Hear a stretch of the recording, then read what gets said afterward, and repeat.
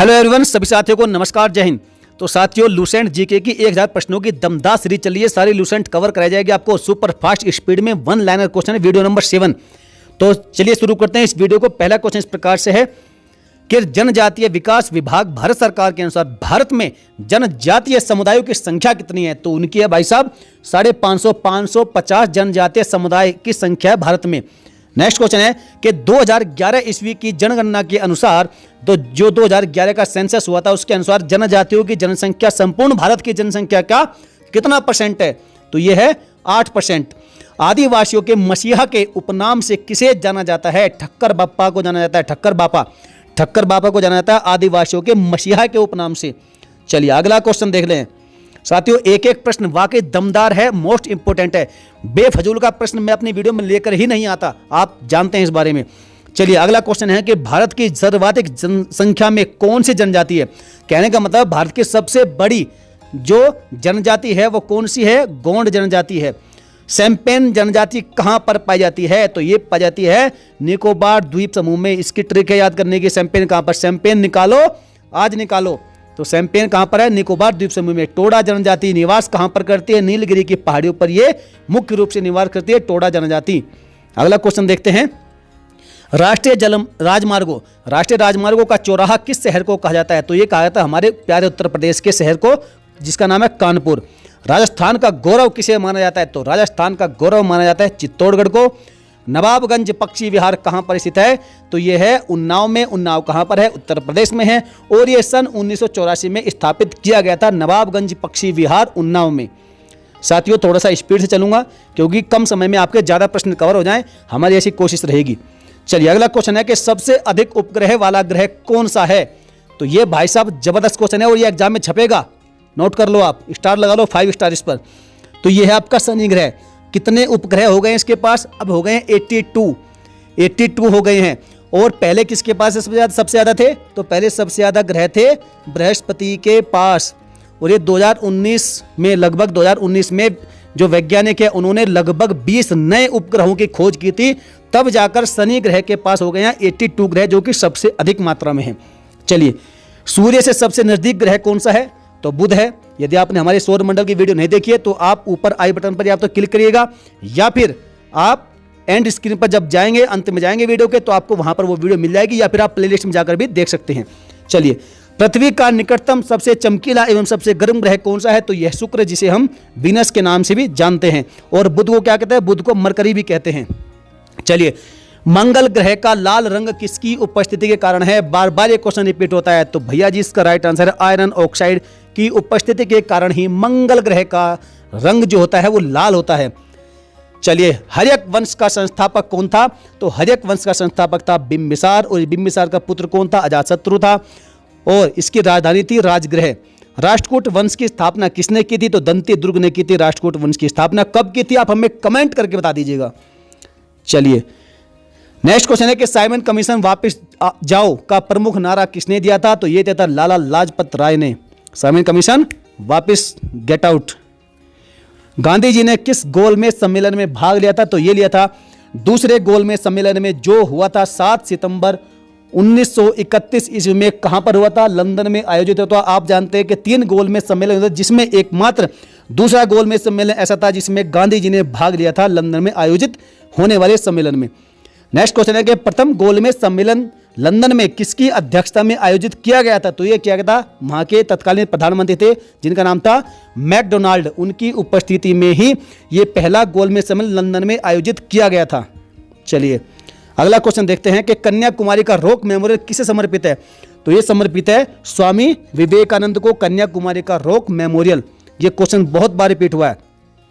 राधा स्वामी सत्संग की स्थापना 1861 ईस्वी में आगरा में किसने की थी? तो यह की थी शिव दयाल खत्री ने।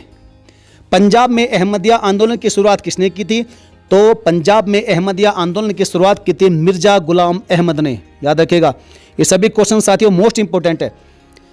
अलीगढ़ मुस्लिम विश्वविद्यालय, जिसे हम AMU कहते हैं, इसकी स्थापना किसने की थी? जो पहले एंग्लो ओरिएंटल कॉलेज के नाम से जाना जाता था। कहने का मतलब है कि जो AMU है इसका पुराना नाम था एंग्लो ओरिएंटल कॉलेज, और इसकी स्थापना का श्रेय जाता है सर सैयद अहमद खान को। और इसकी स्थापना हुई थी साथियों 1875 ईस्वी में। याद रखिएगा, मोस्ट इंपोर्टेंट क्वेश्चन है। जबरदस्त क्वेश्चन आपका ये है कि तीनों गोलमेज सम्मेलन में भाग लेने वाले एकमात्र भारतीय नेता कौन थे? तो ये थे आपके डॉक्टर भीमराव अंबेडकर। और साथियों ऐसा करने वाले ये एकमात्र ऐसे भारतीय जो अपने खर्चे पर, अपने स्वयं के खर्चे पर तीनों गोलमेज सम्मेलनों में भाग लेने लंदन पहुंचे थे। बिना ताज का बादशाह किसे कहा जाता है? तो बिना ताज का बादशाह कहा जाता है सुरेंद्रनाथ बनर्जी को, याद रखिएगा। अगला क्वेश्चन देखते हैं, क्वेश्चन नंबर 25 है, मोहम्मद अली और शौकत अली जिन्हें हम अली बंधु के नाम से जानते हैं, इन्होंने 1919 ईस्वी में किस आंदोलन की शुरुआत की थी? तो ये की थी खिलाफत आंदोलन की शुरुआत। राष्ट्रीय युवा दिवस किस महान व्यक्ति से संबंधित है? तो ये संबंधित है स्वामी विवेकानंद से। भारत का बिस्मार्क किसे कहा जाता है? तो सरदार वल्लभ भाई पटेल को कहा जाता है भारत का बिस्मार्क। अगला क्वेश्चन है, अलीपुर केस में सरकारी गवाह कौन बन गया था? तो ये बन गया था नरेंद्र गोसाई, अलीपुर केस में सरकारी गवाह। दिल्ली षड्यंत्र केस में किसके द्वारा मुखबिरी की गई थी? तो दिल्ली षड्यंत्र केस में मुखबिरी की गई थी दीनानाथ के द्वारा। महात्मा गांधी को सर्वप्रथम महात्मा किसने कहा था? तो रविंद्रनाथ टैगोर ने सर्वप्रथम महात्मा गांधी जी को क्या कहा था? महात्मा की उपाधि दी थी। नेक्स्ट क्वेश्चन है, क्वेश्चन नंबर 31 है, ब्रह्म समाज का प्रतिज्ञा पत्र किसने तैयार किया था? तो ब्रह्म समाज का प्रतिज्ञा पत्र तैयार किया था देवेंद्रनाथ ठाकुर ने। डंडा फौज का गठन पंजाब में किसने किया था? तो ये किया था चमनदेव ने। डंडा फौज का गठन कहां पर? पंजाब में। भगत सिंह के विरुद्ध मुखबिरी करने के कारण फणींद्र घोष की हत्या किसने की थी? तो ये की थी बैकुंठ शुक्ल नामक व्यक्ति ने भगत सिंह के विरुद्ध मुखबिरी करने के कारण फणींद्र घोष की हत्या। चलिए अगला क्वेश्चन, क्वेश्चन नंबर 34 है, कांग्रेस का प्रथम ब्रिटिश अध्यक्ष कौन था? तो फ्रेंड्स यहाँ पर बड़ा कंफ्यूजन होता है।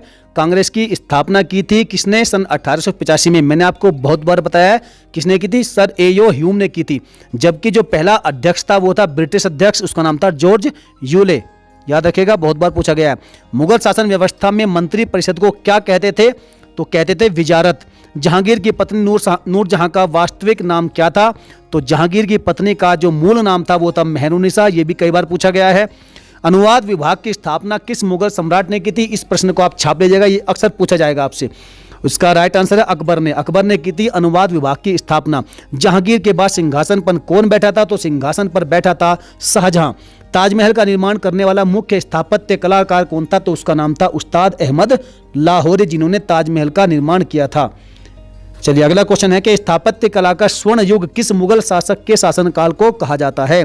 तो शाहजहां के शासनकाल को कहा जाता है स्थापत्य कला का स्वर्ण काल या फिर स्वर्ण युग। सुन्नी धर्म को मानने वाला जिंदा पीर, सुन्नी धर्म को मानने वाला जिंदा पीर की उपाधि धारण करने वाला मुगल शासक कौन था? तो उसका नाम था औरंगजेब, जिसे जिंदा पीर कहते थे। पंचतंत्र का फारसी अनुवाद में किसने किया था? फारसी अनुवाद किसने किया था? तो ये कहता अबुल फजल ने पंचतंत्र का फारसी में अनुवाद। अगला प्रश्न देखते हैं, हिंदी साहित्य का स्वर्ण काल किस मुगल शासक के काल को कहा जाता था? तो ये कहा जाता था अकबर के काल को। अकबर के दीन इलाही धर्म को मुख्य पुरोहित कौन था? अकबर के दीन इलाही धर्म का मुख्य पुरोहित था अबुल फजल। अकबर के समकालीन प्रसिद्ध सूफी संत कौन थे? तो से थे शेख सलीम चिश्ती। अगला प्रश्न देखते हैं, क्वेश्चन नंबर 46, शेर शाह सूरी किस युद्ध के बाद दिल्ली की गद्दी पर बैठा था?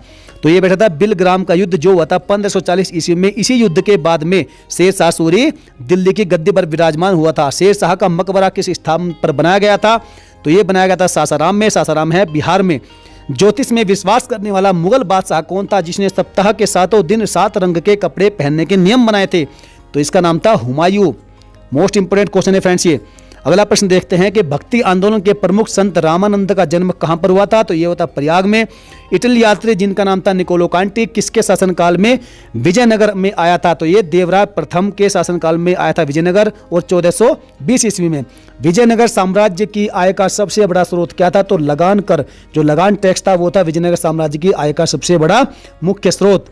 तो साथियों आज की वीडियो यही समाप्त होती है। आपको जितने भी प्रश्न मिले हैं सारे मोस्ट इंपोर्टेंट है। यदि आपको वीडियो अच्छी लगी तो वीडियो को लाइक करिएगा और चैनल को सब्सक्राइब करना बिल्कुल ना भूलें, और साथ ही साथ बेल आइकन को भी प्रेस कर लीजिएगा। यदि आपके पास कोई सुझाव है, कोई कमेंट है, कोई ऑब्जेक्शन है तो आप हमें कमेंट करके बता सकते हैं। वीडियो को शेयर करना आपका काम है फ्रेंड्स। चलिए मिलेंगे फिर किसी नेक्स्ट और दमदार वीडियो में, तब तक के लिए जय हिंद।